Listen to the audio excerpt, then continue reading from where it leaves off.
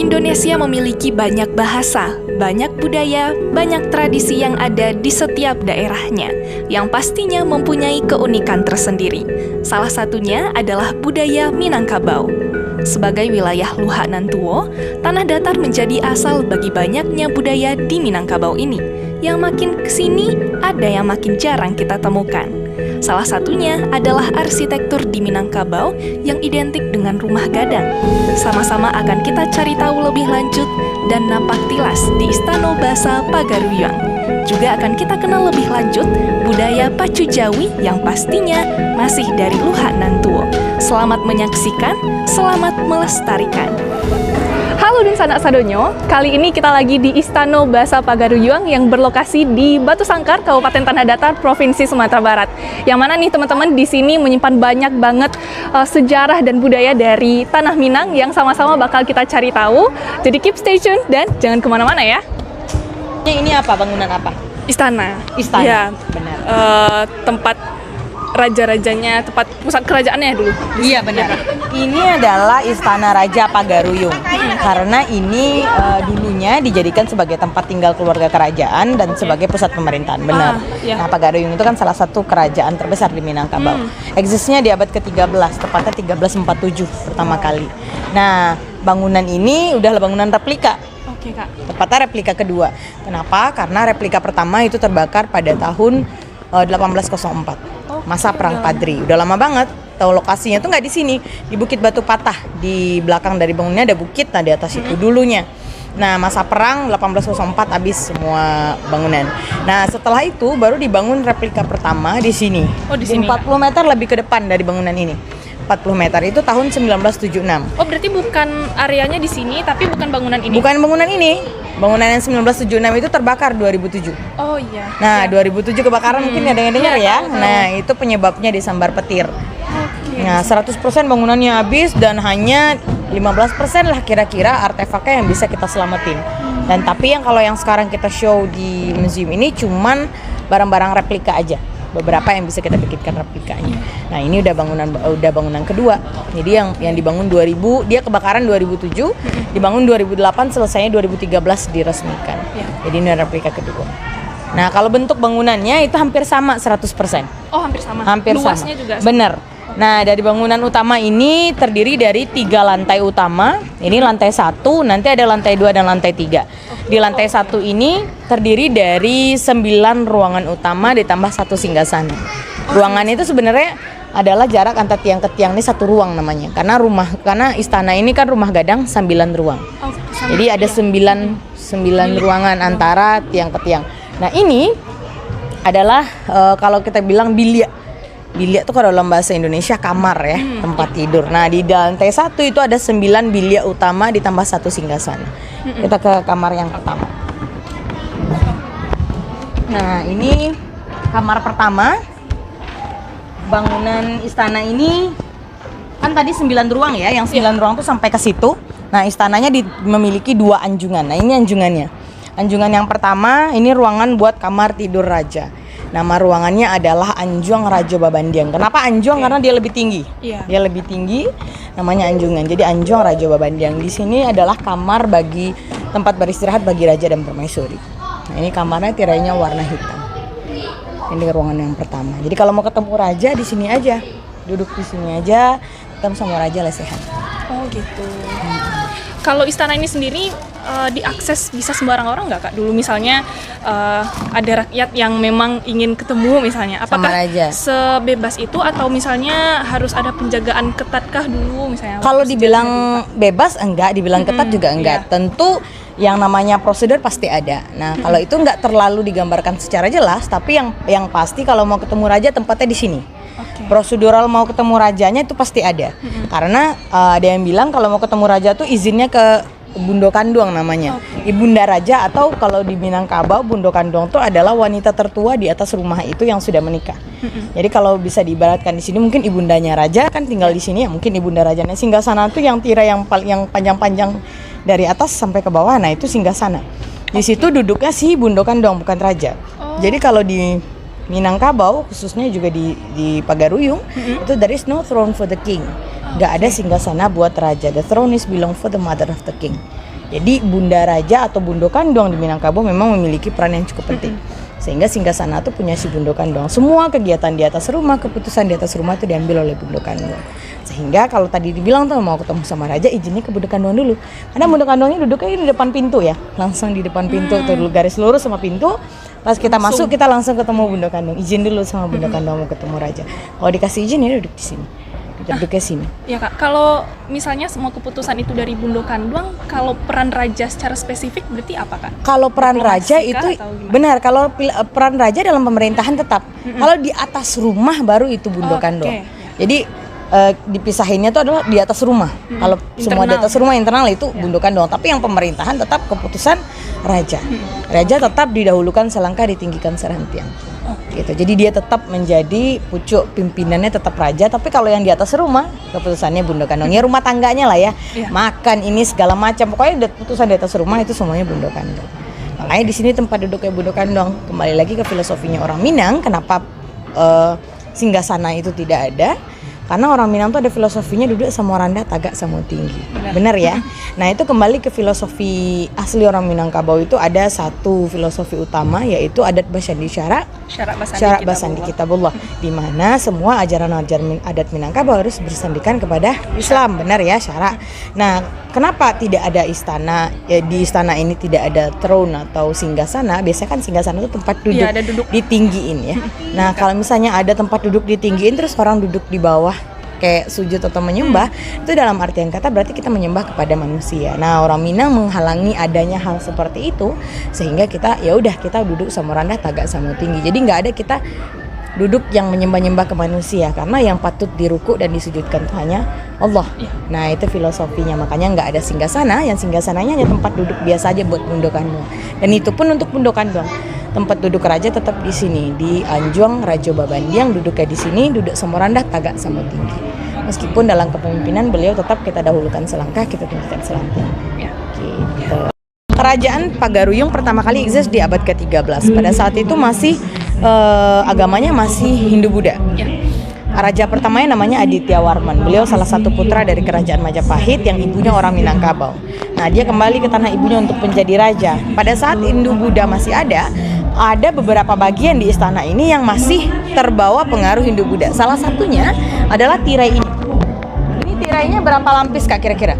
7. 1, 2, 3, 4, 5, 6, 7 ya. 7. Nah, dulu ini kan sebagai tempat pertemuan ya kalau mau ketemu sama Bundo Kandong di sini. Di atas ruangan beristirahat ada kamar. Ini ruangan buat putri raja yang sudah menikah. Putri raja Blooded udah nikah. Iya. Siap. Jadi kalau di Minangkabau mungkin kita sama-sama tahu Minangkabau memakai sistem kekeluargaan matrilineal. Iya, Ada yang tahu matrilineal? Garis keturunannya lewat ibu. Iya benar, garis keturunan menurut garis keturunan ibu. Suku diturunkan dengan ibu. Nah, di Minangkabau juga spesialnya wanita itu seperti itu. Anak gadis di atas rumah itu dapat kamar. Oke. Jadi anak perempuan raja yang sudah menikah dapat kamar di sini. Bagaimana dengan anak laki-laki di Minangkabau? Karena matrilineal tadi, anak laki-laki nggak dapat kamar di Minangkabau. Jadi kalau misalnya terjadi pernikahan antara laki-laki dan perempuan, si perempuan dia tetap di atas rumahnya, laki-laki yang naik. Makanya ada istilah bajapui ya. Jadi karena bajapui itu adalah yang laki-laki kita jemput untuk naik ke atas rumah perempuan. Tujuannya adalah supaya si perempuan tadi aman. Jika terjadi perceraian misalnya, si perempuan dia tetap aman karena dia tetap di rumahnya. Di rumahnya dia gitu. Makanya si perempuan dikasih kamar di Minangkabau. Nah, ini adalah kamar putri raja yang sudah menikah, dirurut dari yang paling tua sampai yang paling kecil ke ujung sana. Jadi ada 7 kamar. Sini ada 3 sampai ujung sana nanti ada 4. Jadi ada 7 kamar. Sudah 8 kamar utama. Nah, tambah nanti yang terakhir kamarnya Bundo Kandong paling ujung kita ke sana nanti di sini ya. Oke, Kak.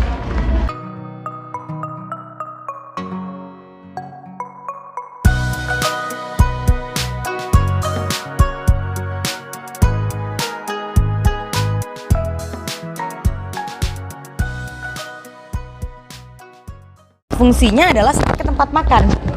Nah, di Minangkabau kalau di istana khususnya no special dining room, nggak ada dining room, nggak ada tempat makan spesial. Jadi kalau mau makan ada ruang makan nggak. Jadi kita makannya di depan kamar masing-masing. Makanya di sini dalam dulang bakaki namanya. Jadi dulang bakaki ini fungsinya adalah tempat untuk meletakkan makanan. Nah, tempat untuk meletakkan makanan nanti ditutup dengan tudung saji. Nah, Ini makannya nggak ngumpul berhadap-hadapan. Enggak.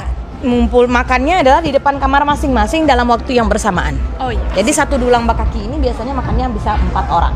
Jadi kalau misal lebih dari 4 orang dalam kamar, berarti ada 2. Gitu. Karena yang tidur di kamar sini adalah suami istri, ayah ibu, kemudian anak yang di bawah umur 7 tahun. Kalau anaknya sudah 7 tahun, kalau yang perempuan naik ke lantai 2, yang laki-laki tidurnya di surau. Ada kan tadi laki-laki tidak dapat kamar kan? Anak raja pun seperti itu. Kalau sudah lebih dari 7 tahun dia tidur di surau. Kalau sudah menikah dia dapat kamar kalau yang perempuan. Kalau yang belum naik ke lantai 2, ada ruangan buat anak gadis. Hitam itu melambangkan kekuasaan. Iya. Nah kalau kakak-kakak pakai jilbab hitam, baju apa aja masuk kan? Iya. Bener ya?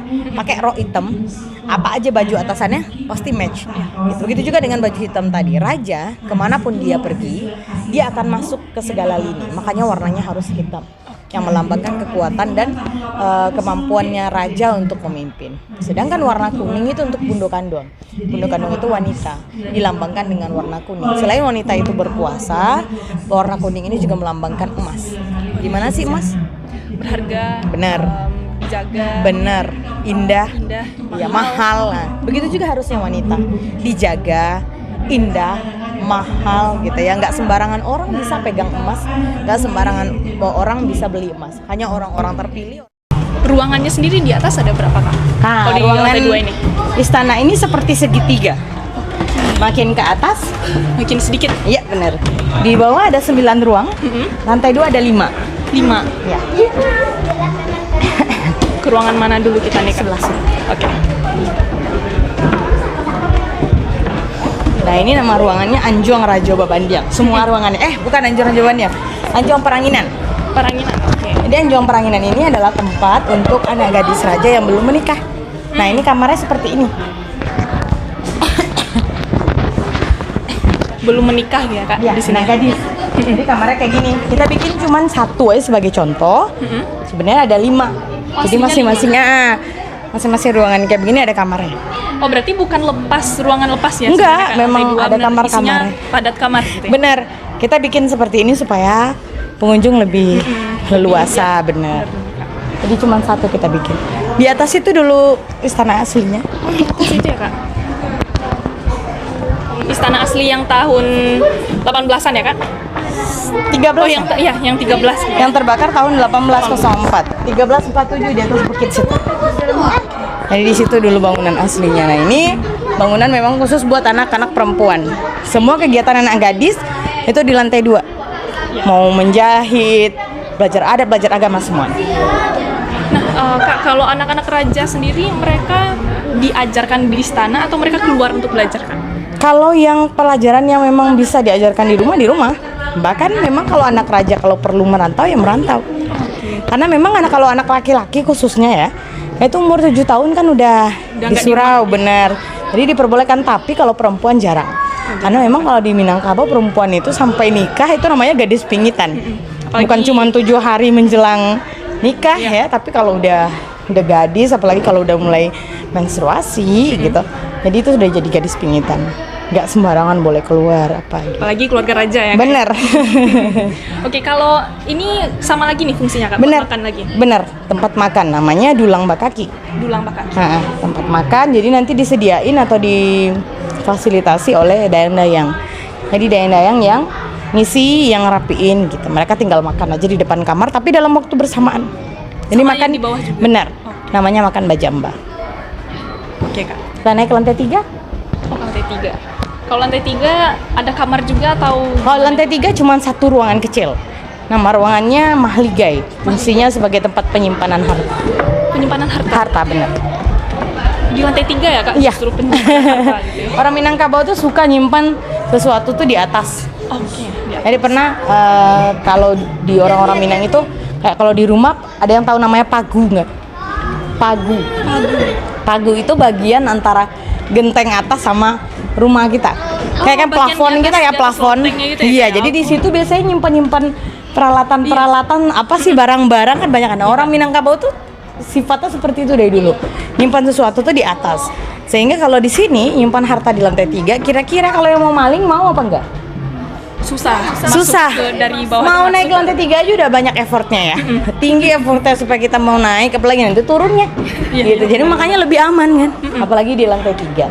Dengan tinggi rumah seperti ini, mereka juga susah kan. Ya, kita naik ke lantai 3. Oke, Kak. Nah, ini dia. Mahligai, lantai 3. Tempat penyimpanan benda kebesaran raja disimpan dalam peti seperti itu. Oke, di peti kayak gini ya, Kak. Penjaganya ada nggak, Kak? Atau ruangannya biasanya dibiarin kosong? Iya karena memang yang naik ke lantai 2 itu kan terbatas ya. Jadi yang naik ke lantai 3 juga hanya pihak keluarga aja. Jadi disimpan dalam peti kayak begini. Makin banyak harta raja, makin banyak peti yang kayak begini. Nama petinya Aluang Bunian. Aluang Bunian. Peti penyimpanan. Oke.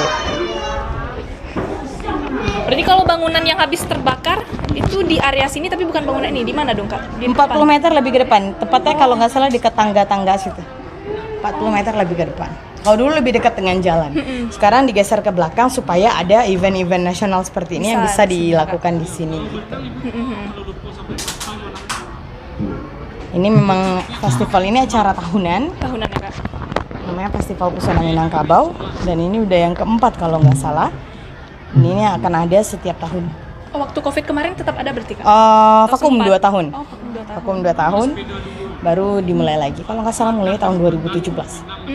2017, 18, 19. 19 itu ada, 2020 langsung vakum. 2020, 2021, 2022 ulang lagi. Ada lagi.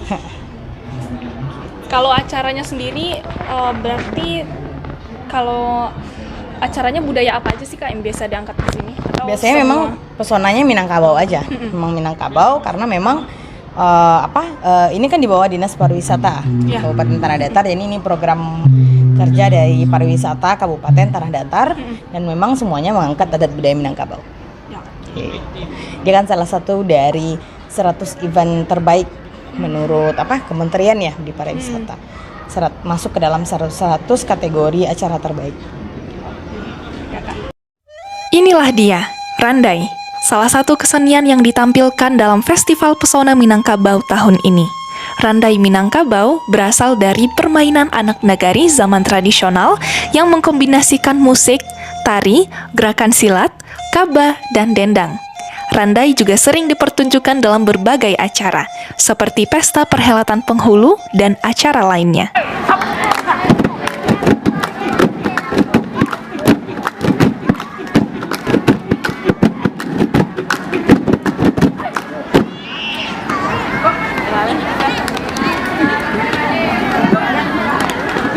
Nafis 2015 menjelaskan bahwa istilah randai kemungkinan berasal dari kata andai-andai dengan awalan bar sehingga menjadi barandai-andai yang artinya berangkaian secara berturut-turut atau suara yang bersahut-sahutan. Dalam pertunjukannya, randai memiliki unsur-unsur struktur yang esensial. Yang pertama, adanya unsur tarian atau improvisasi yang berfungsi sebagai pemenggal adegan selanjutnya yang disebut galombang. Yang kedua, dendang yang berfungsi untuk menyampaikan cerita, disebut gurindam. Serta yang ketiga, cerita sebagai rangkaian tubuh peristiwa yang dilakonkan.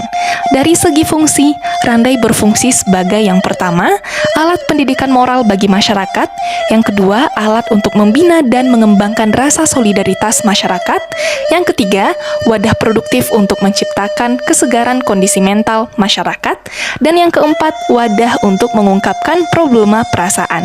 Randai menggambarkan kearifan lokal masyarakat Minangkabau, melekat pada fisik sekaligus batin individu yang membentuk keutuhan masyarakat bernagari.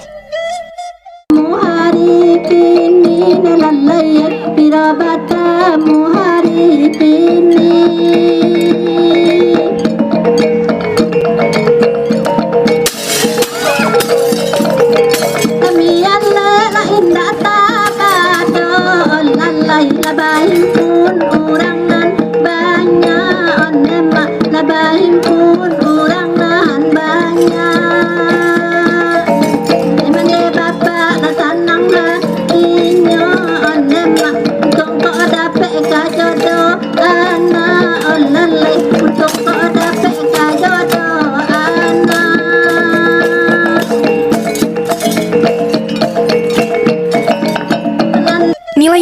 Kesenian tradisional dalam Randai menjadi representasi norma dan kebiasaan yang berlaku di masyarakat Minang.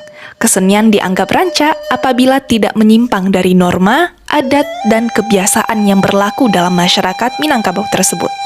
Unsur dialog dalam Randai misalnya, menjadi satu unsur yang bermuatan nilai-nilai karakter kerjasama, komunikatif, dan patut dipahami dan ditanamkan kepada generasi muda. Selain itu, kompleksitas unsur seni pertunjukan meliputi sastra, kaba, musik, tari, gerakan silat, dan dendang, menguatkan alasan perlunya, pentingnya kesenian Randai untuk selalu dilestarikan. Yuk kita ke bawah, ada dapur. Selain dari ruangan utama itu kan ada dapur, ada rangkiang. Rangkiang udah kita lihat tadi ya, belum ya? Belum, Kak. Rangkiang dari sini aja lebih bagus. Rangkiang sendiri fungsinya buat, kalau yang setahu aku buat nyimpen padi. Bener. Rangkiang itu kalau yang ini namanya rangkiang patah sembilan. Patah 9. Jadi ini rangkiang ini fungsinya benar sebagai tempat penyimpanan padi. Sebenarnya fungsi rangkiang ini banyak, tergantung namanya. Nah, nama rangkiang itu juga banyak sekali. Yang saya tahu itu ada 4 nama rangkiang terkenal. Ada rangkiang si Bayo-Bayo, si Tinjau Lawi, si Tinggang Lapa, sama rangkiang Kaca. Nah, fungsinya beda-beda. Ada yang sebagai tempat menyimpan padi keperluan keluarga atau keperluan harian. Ada padi tempat menyimpan yang buat dizakatkan. Kemudian ada juga padi yang disimpan buat benih. Jadi itu beda-beda. Nah, biasanya satu rumah gadang itu memiliki minimal 1. Jadi biasanya ada 2 rangkiang di depan rumahnya gitu. Nah, fungsinya memang seperti itu. Jadi orang Minangkabau memang bank makanannya itu di depan rumah. Supaya kenapa? Supaya lebih mudah dilihat. Gitu. Nah, trik sih sebenarnya karena memang nggak ada pintu masuknya. Pintu masuknya itu jendela yang kecil itu aja. Oh, berarti kalau mau masuk kita Ada tangganya. Oh, ada tangga khusus. Nah, tangga itu disembunyikan. Oke. Nah, jadi kalau mau maling harus cari tangga dulu. Nanti kalau pas maling ketahuan tinggal ambil tangganya. Jadi dia Nggak bisa kepung di keluar atas juga. gitu. Jadi orang Minang triknya aja sih yang lebih banyak gitu. Jadi kenapa harus disimpan di rangkiang ya karena ngambilnya susah. Kenapa harus susah ya supaya susah di maling gitu. Jadi malingnya memang susah untuk ngambil gitu ya. Pintunya cuma segitu kecilnya, kalau mau ngambil jadi susah kan, kalau mau dilempar juga nanti sayang gitu. Jadi udah dikasih trik, tangganya disembunyikan. Jadi Tadi kalau aku kita berminat banget masuk tapi memang nggak nggak bisa, bisa, kan? karena kan bentukannya hanya kita bikin untuk secara simbolis aja. Dalamnya juga kosong. berarti di rumah gadang ini dari dulunya cuma 1 rangkaian. Sebenarnya ada 9. 9 rangkaian Iya, juga. jadi kita bikinnya cuma 1 sebagai bentuk. Karena memang namanya juga rumah gadang dan 9 ruang rangkaian baliri di halamannya. Baliri itu kan banyak ya, berderetan. Rangkaian baliri di halamannya semuanya ada 9. Jadi kita bikin 1 dengan ukuran yang lebih besar. Sebenarnya ukurannya kecil. Rangkaian tuh ukurannya kecil. Paling besar tuh paling sebesar yang di atas itu aja. Oh, gitu. Bagian yang atas itu aja. Nah, kita bikin ukurannya lebih besar karena untuk istana. Oke. Itu sebenarnya ukuran besar. Nah, ini itu bangunan salah satu bangunan penunjang. Satu ada rangkaian, di belakang ada dapur, kemudian ada surau dan tabur. Itu bangunan penunjang dari bangunan utama. Bangunan utama kan ada 3 lantai nih. Ada 1 lantai, 2 lantai, 3. Nah, di belakang ada dapur, di depan ada rangkaian. Sebelah situ ada surau dan tabuan. Nanti kita lihat di sana. Sekarang kita ke dapur ya. Nah, jembatan ini fungsinya memang supaya penghubung, supaya lebih mudah buat para wisatawan buat mengunjungi dapur. Sebenarnya kalau aslinya dipisah. Jadi kita turun tangga di sini, nanti naik lagi nih tangga sebelah situ. Oke. Nah, ini dapurnya. Oke. Tempat masak dengan benda-benda zaman dahulu. Zaman dahulu. Gelasnya. Kayak gini lah kira-kira. Jadi yang masak di sini itu dayang-dayang. Perempuan semua. Iya, 12 orang. 12 orang semuanya anak gadis. Dayang-dayang raja, ini tempat masaknya. Tungku namanya kalau di sini. Iya. Dimasak. Di sini kuahnya gitu ya. Di sini itu memang supaya nggak kebakar. Jadi kan pasir tanah itu kan menghambat api ya. Jadi makanya memang ditaruhnya di sini. Bisa yang ditinggiin kayak gini, bisa langsung di tanah. Jadi masaknya di sini. Jadi kalau yang masak itu anggota keluarga raja juga atau Dayang-dayang tadi. Dayang-dayang. Dayang-dayang tadi yang 12 orang anak gadis semua. Jadi masyarakat ibaratnya Iya. kayak Jadi kayak di semacam kerja di istana. Iya, kerja di istana dayang-dayangnya. Ada 12 orang. Kamarnya di sebelah. Kamarnya dayang-dayang, tapi yang di sebelah itu udah kita jadiin sebagai ruangan. Kalau misalnya ada tamu yang butuh privasi, biasanya di situ digunakan jadi ruangan kosong sebagian. Nah, karena memang isinya cuma kamar-kamar aja. Gitu. Nah, ini jadi dapurnya. Kalau alat-alatnya sendiri ini masih ada yang asli atau gimana? Udah replika. Udah replika semua ya, Kak? Udah replika, kita taruh di sini semuanya replika. Barang-barangnya udah replika. Oh, kalau yang di depan yang di etalasenya baru itu yang asli. Nggak ada replika berarti semua. Habis semua. Bener. Yang 15% kebakar. itu kebanyakan disimpan di Cagar Budaya, kemudian ada beberapa yang disimpan oleh keluarga kerajaan. Oke. Berarti Yang nggak di sini lagi udah replika kita taruh semua. Iya. Ada yang hilang nggak kira-kira? Kalau di rumah apa sih yang nggak ditemuin di sini? Kamar ada, kalau ruang makan memang nggak ada, dapur. Terus apa lagi kira-kira? Apa ya yang nggak ada? Kamar mandi. Bener. MCK ya. Nah, MCK kalau di Minangkabau memang dari dulu di atas rumah memang nggak ada kamar mandi. Pisah ya? Jadi memang pisah. Ya. Jadi kalau mau mandi itu kalau nggak pincuran, kalau nggak ke mata air gitu ya. Nah, kalau di sini namanya pincuran 7 di belakang. Tapi sayangnya sekarang lagi renovasi. Oke, lagi renovasi. Nah, lagi nggak bagus juga, lagi direnovasi. Jadi mandinya memang ke belakang semua kegiatan. Namanya pincuran 7. Ya. Di tempat mandinya di situ. Gitu. Memang nggak ada kamar mandi di dalam istana. Karena filosofinya buat orang Minang, kalau tempat mandi, tempat bersuci itu berarti kan kita buang yang kotor ya. Sesuatu yang kotor itu nggak boleh melekat dengan rumah. Itu makanya harus dipisah. Gitu. Oke. Sip, berarti Kalau ini untuk ruangan udah habis ya, Kak? Ini habis. ruangan terakhir. Ini ruangan terakhir kita ada.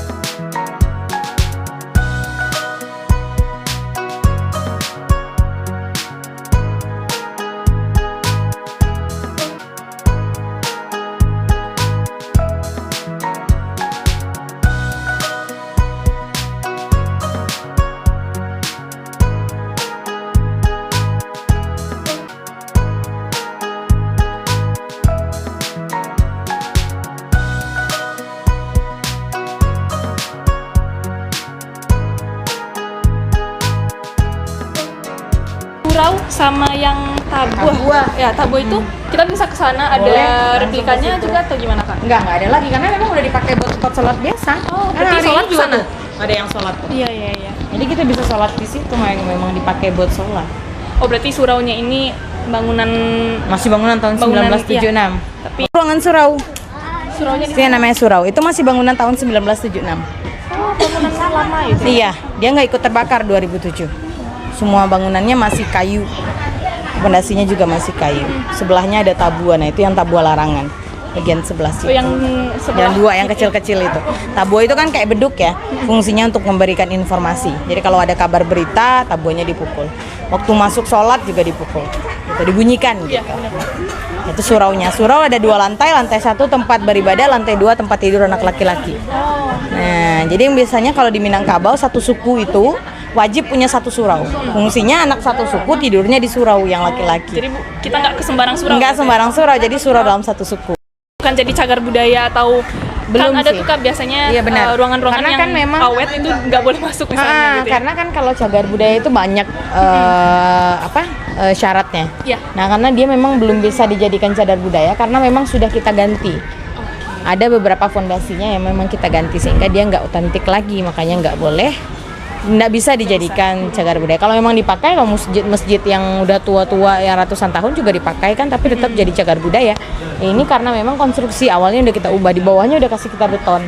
Memang tiangnya semuanya kayu, tapi udah beberapanya udah kita ganti beton. Jadi belum bisa untuk masuk ke cagar budaya. Ini pun begitu.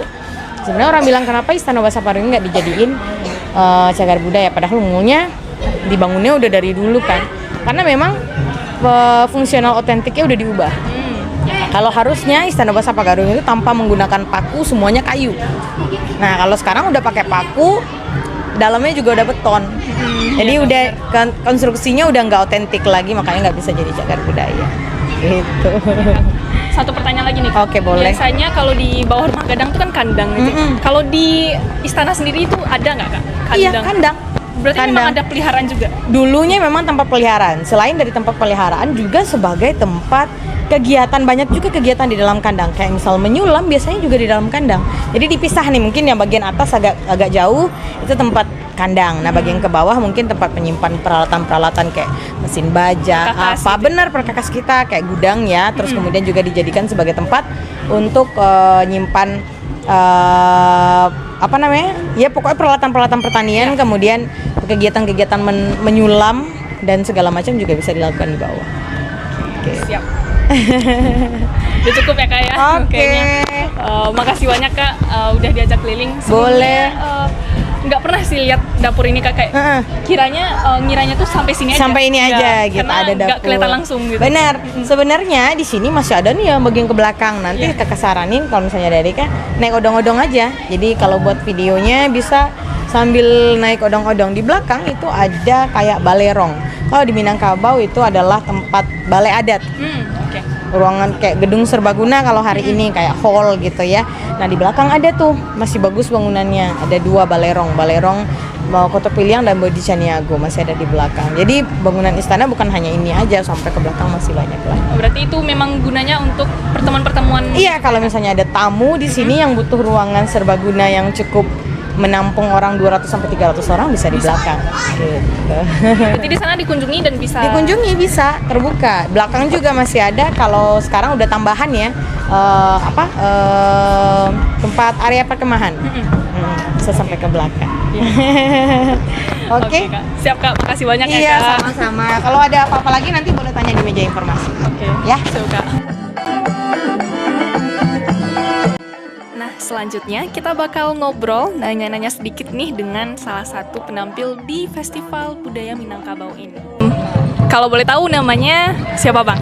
Reza Masendra. Reza. Iya. Asalnya dari mana Bang? Saya aslinya Pasaman Barat tapi kuliah di Siparang Panjang. Jadi kebetulan alumni saya dari Siparang Panjang salah satunya kan ada yang masuk sanggar di Batipuh. Jadi dia minta tolong untuk gabung di karya dia untuk ikut festival di sini, Kak.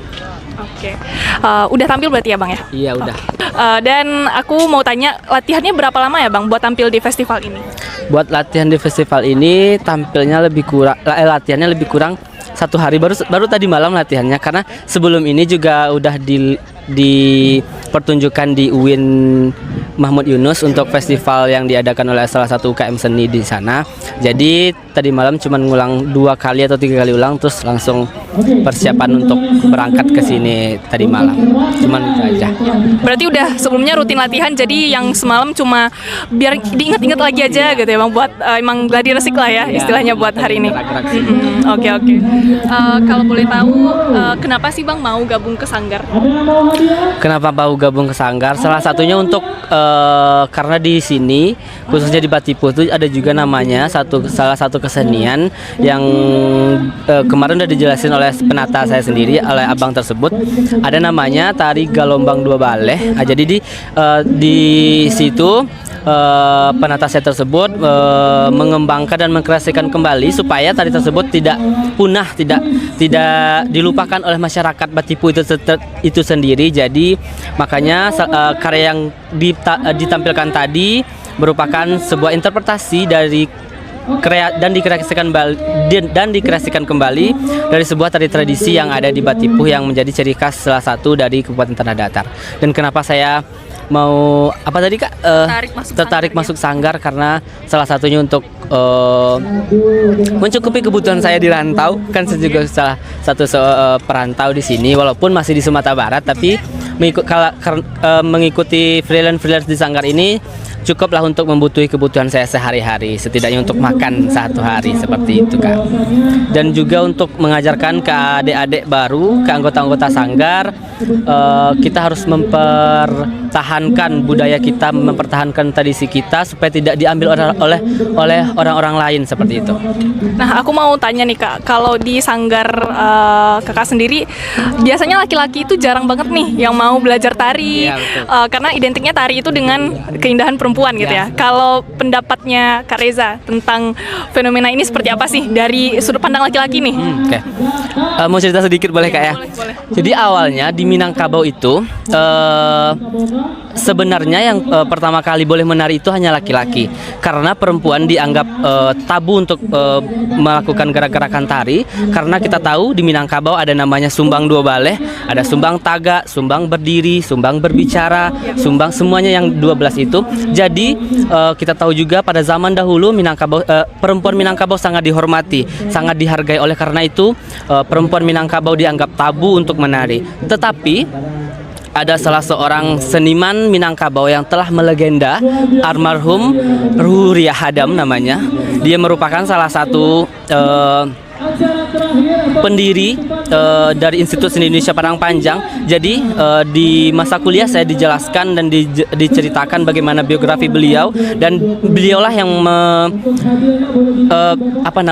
beliaulah yang mendobrak supaya bisa perempuan menari di Minangkabau, dan karena kegigihan beliau sampai saat sekarang ini yang banyak kita ketemu yang bisa menari itu ternyata perempuan. Jadi kayak berbanding terbalik dengan pada zaman dahulu, di mana zaman dahulu laki-laki menari, tapi sekarang lebih banyak perempuan yang menari. Jadi pandangan orang terhadap laki-laki yang menari itu kayak Ya, jadi tabu. itu yang jadi tabu sekarang Kak. Jadi bagaimana saya menjelaskan ke teman-teman, adik-adik di sanggar, bahwa kalian tidak perlu malu untuk menari teman-teman yang laki-laki, karena awalnya di Minangkabau itu yang menari pertama adalah laki-laki, bukan perempuan. Jadi saya mencoba menjelaskan ke teman-teman, jangan malu untuk menari, walaupun kita laki-laki, kita tunjukkan identitas diri kita, bahwa menari tidak hanya tentang keindahan dan kegemulayan menari seperti seorang perempuan. Seperti itu lah kira-kira singkatnya Kak. Ya, oke. Iya. Dapat insight baru nih teman-teman, ternyata sebenarnya gitu ya, yang aslinya Minang banget itu laki-laki ternyata Iya, yang boleh betul. gitu ya Bang ya. Oke. Nah, satu pertanyaan terakhir ini pamungkas pastinya dari Kak Reza. Pesan buat kaum muda apa sih untuk eksistensi budaya Minangkabau khususnya, Kak? Pesan untuk teman-teman di Minangkabau khususnya, jangan malu untuk mempelajari budaya kita sendiri. Kita boleh mempelajari budaya dari luar, tapi kita tetap mempertahankan budaya kita sendiri. Kalau misalnya kalau kita tetap mengikuti dan pokoknya terlalu mengikuti budaya luar, jangan terlalu mengikuti. Tapi kita harus tetap mempertahankan budaya kita sendiri, karena kalau bukan kita, siapa lagi yang akan mempertahankan budaya kita sendiri, seperti itu. Karena orang-orang asing datang ke sini untuk mempelajari budaya kita. Jadi kalau misalnya kita tidak mempertahankannya, bisa jadi budaya tersebut akan dibawa oleh orang asing ke negerinya tersebut. Seperti itulah Kak kira-kira. Baik, terima kasih ya Kak Reza. Pamungkas banget itu teman-teman. Jadi kita nih yang harus pelajari, karena kalau bukan kita siapa lagi gitu ya Kak ya. Oke, terima kasih Kak Reza waktunya. Guys, kita sudah selesai room tour di Istana Baso Pagaruyang ya. Oke, semoga informasinya bermanfaat dan see you on the next trip.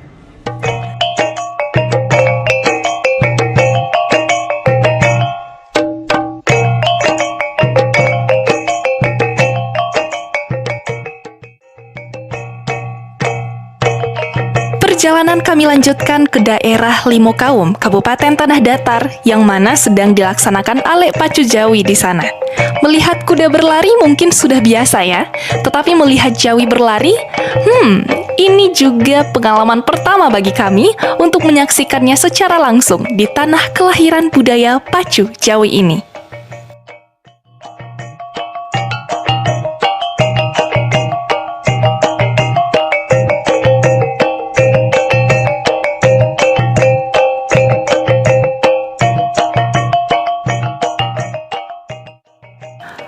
Pacu Jawi merupakan salah satu budaya Minangkabau yang sudah mendunia. Awal mulanya, Pacu Jawi adalah dari daerah Pariangan, Kabupaten Tanah Datar, yang mana awalnya Pacu Jawi ini adalah upaya bagi para petani untuk menemukan cara membajak sawah yang baik dan benar. Namun, lambat laun, akhirnya Pacu Jawi tidak hanya sebagai upaya membajak sawah, tetapi juga menjadi alek bagi masyarakat setempat setelah panen padi selesai. Sebelum pacu Jawi dilaksanakan, harus ditentukan terlebih dahulu lokasi untuk kegiatannya. Panitia dan masyarakat akan bermusyawarah untuk mencari area pacu Jawi dan menentukan sawah siapa yang akan digunakan dan memenuhi syarat untuk dilaksanakannya pacu Jawi ini. Setelah itu, sawah harus dialiri air sebab sawah yang digunakan adalah sawah yang basah. Sawah yang digunakan juga tidak hanya sekedar sawah, tetapi ada syarat sawah yang digunakan, yaitu sawah yang panjang dan lebar. Sawah harus dangkal dan tanahnya juga tidak terlalu encer. Ujung sawah sebagai tempat pemberhentian harus lebih tinggi pula dari arena pacuan, yang mana tujuannya adalah untuk memberikan keindahan ketika Jawi berada di garis akhir. Pematang sawah juga harus lebar. Di sekitar lokasi sawah pacuan harus terdapat pula lokasi peristirahatan Jawi sebelum masuk ke arena pacuan. Harus terdapat juga sawah tempat permainan musik tradisional dan tari-tarian. Ada juga tempat masyarakat berjualan, tempat upacara pembukaan, dan upacara penutupan. Dalam penyelenggaraan pacu Jawi juga dibutuhkan peran dari Niniak Mama, wali nagari maupun kepala jorong sebagai pemberi izin agar acara bisa berlangsung. Pacu Jawi juga memiliki organisasi, yaitu Persatuan Olahraga Pacu Jawi atau yang disingkat dengan Porwi. Tugas dari Porwi sendiri yaitu mengatur kegiatan pacu Jawi di mana dan kapan akan dilaksanakannya. Jawi yang akan digunakan untuk kegiatan ini adalah Jawi khusus berjenis kelamin jantan yang tentunya dirawat dengan baik serta memiliki fisik yang kuat juga. Peserta yang mengikuti perlombaan pacu Jawi ini terdiri dari puluhan bahkan ratusan ekor Jawi dan ada juga yang berasal dari daerah lain. Pada saat berpacu, sepasang Jawi yang berlari akan dikendalikan oleh seorang joki yang bertujuan untuk mengendalikan Jawi agar bisa lari lurus sampai ke garis finish. Juga dalam pelaksanaan kegiatan pacu Jawi ini tidak ada yang formal, di mana tidak ada nomor urut, hakim garis, bahkan pencatat waktu. Peserta yang sudah siap bisa membawa Jawinya ke arena pacuan. Sepasang Jawi yang sudah memasuki arena akan dikalungkan alat seperti alat bajak yang terbuat dari bambu untuk joki berdiri dan mengendalikan Jawi. Setelah bajak terpasang dengan baik, maka ujung bajak akan dijadikan oleh sang joki sebagai pijakan sambil memegang ekor Jawi untuk mengendalikan lari Jawi agar sang joki juga tidak terjatuh. Menutup rangkaian ale pacu Jawi ini, biasanya akan diadakan arak-arakan atau pawai yang diikuti oleh bundo kanduang. Juga diikuti oleh Jawi yang akan dihias yang disebut dengan Jawi Bapakayan. Ini menandakan Jawi tersebut adalah Jawi tuan rumah, tempat pelaksanaan pacu Jawi. Arak-arakan juga akan diiringi oleh musik tradisional seperti talempong yang akan semakin memeriahkannya. Pacu Jawi dengan segala keunikan dan keseruannya sudah kami saksikan sendiri. Bukan hanya dikenal warga setempat saja, tetapi budaya ini juga sudah mendunia. Dahulu, bahkan belum ada jadwal tertentu untuk pelaksanaan pacu Jawi. Namun sekarang, pemerintah bahkan sudah membuat kalender event tahunan pacu Jawi ini.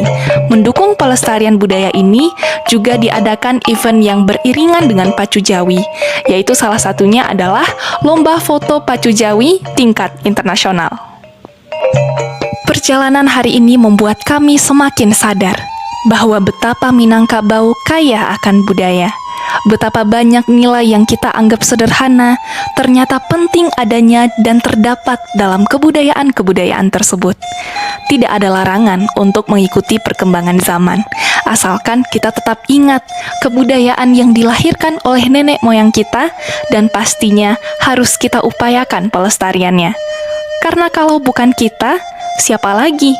Kalau bukan sekarang, ya kapan lagi?